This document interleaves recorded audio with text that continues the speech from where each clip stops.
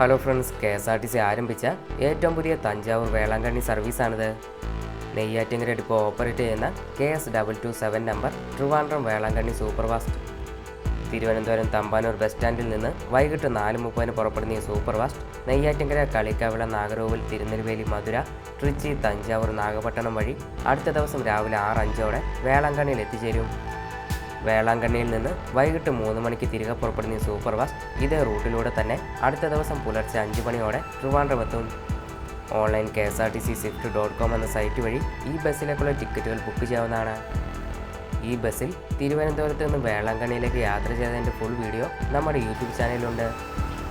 നിലവിൽ വെള്ളി, ശനി ദിവസങ്ങളിൽ തിരുവനന്തപുരത്ത് നിന്ന് വേളാങ്കണ്ണിയിലേക്കും ശനി, ഞായർ ദിവസങ്ങളിൽ വേളാങ്കണ്ണിയിൽ നിന്ന് ട്രിവാൻഡ്രത്തേക്കുമാണ് ഈ ബസ്സിൻ്റെ സർവീസ്.